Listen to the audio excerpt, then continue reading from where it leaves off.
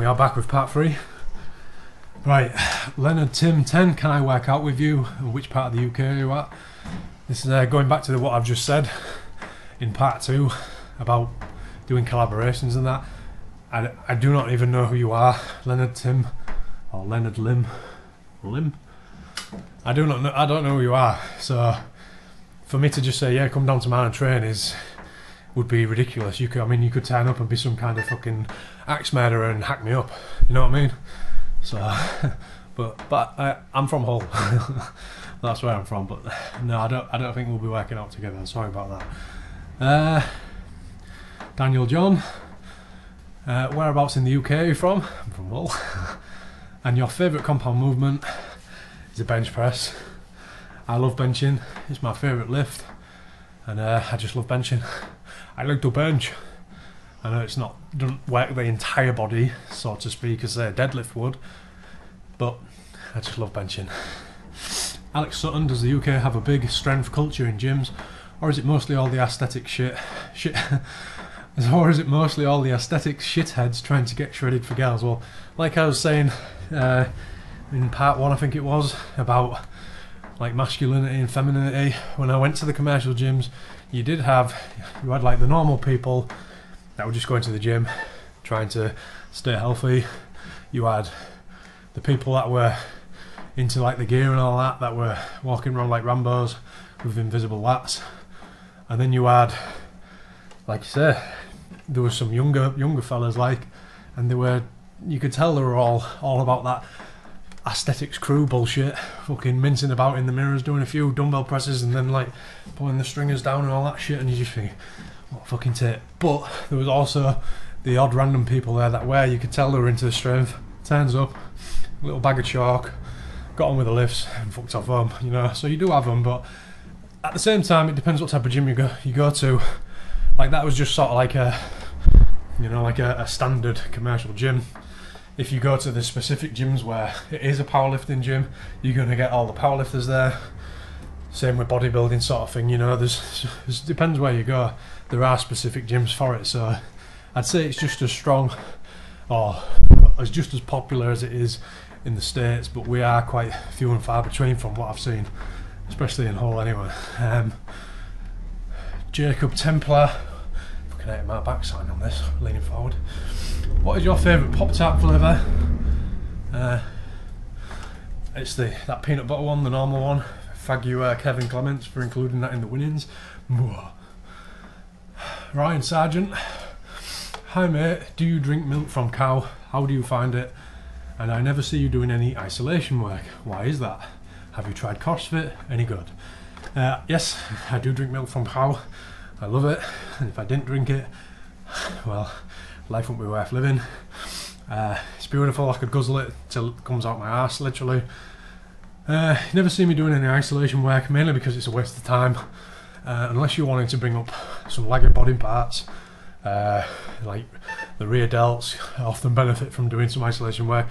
All your delts do, actually, to be honest.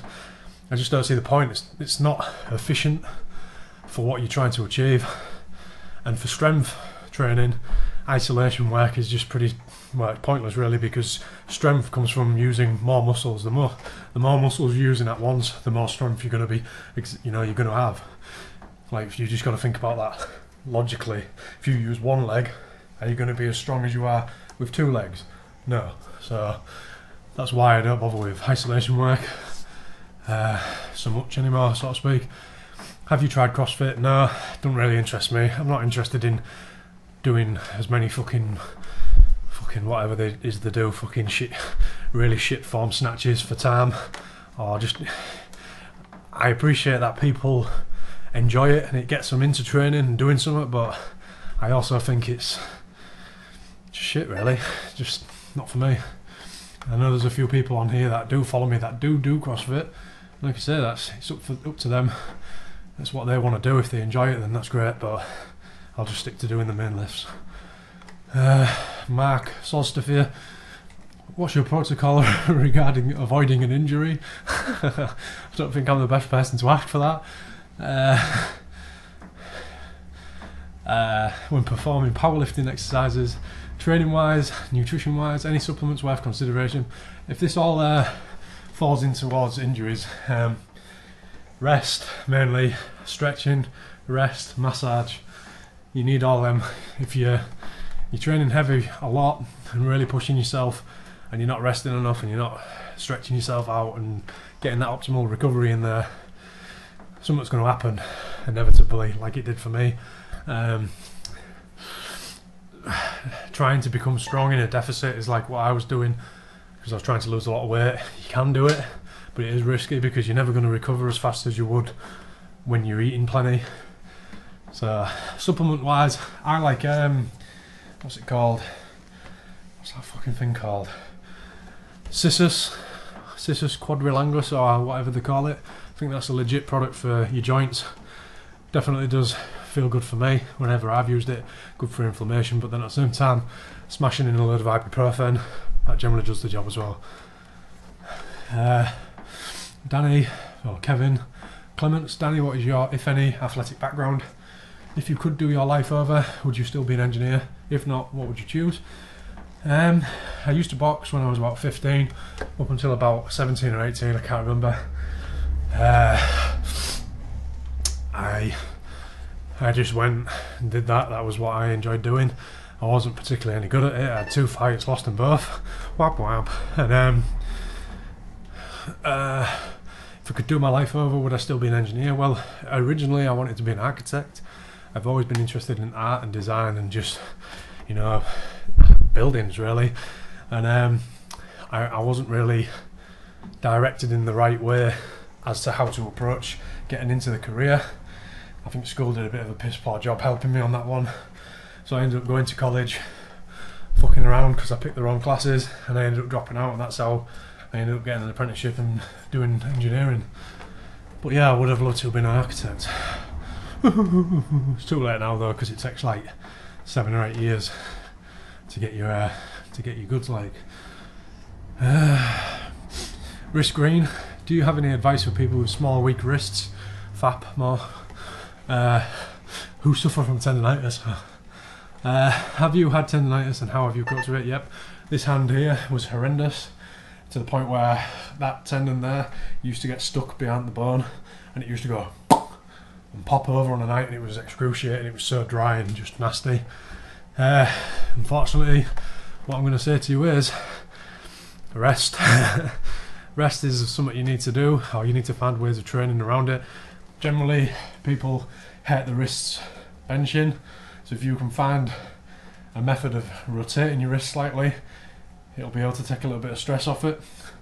So dumbbells is what I started using. I just didn't use a barbell for X amount of months. I was just using dumbbells. Same with pull-ups. You might find that underhand hurts your wrist, or overhand, so find a more neutral grip, a hammer grip like that, and that helps as well. That's all you can really do, is rest and find ways to train around it.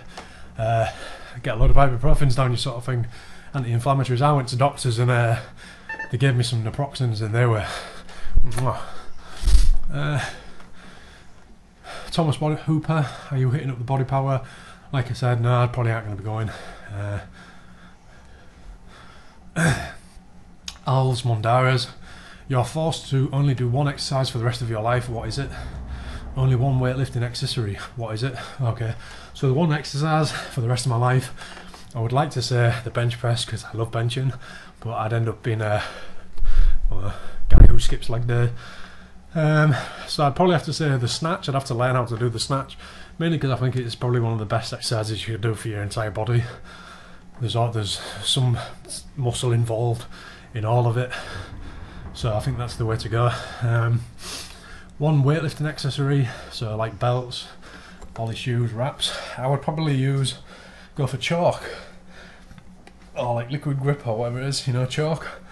Mainly because my hands get quite sweaty when I'm deadlifting or doing rows, stuff like that, and I just can't grip it properly when my hands start sweating. So if I didn't have my chalk, I'd be fucked no matter what. I don't really feel I need a belt, although I have one and I do use it.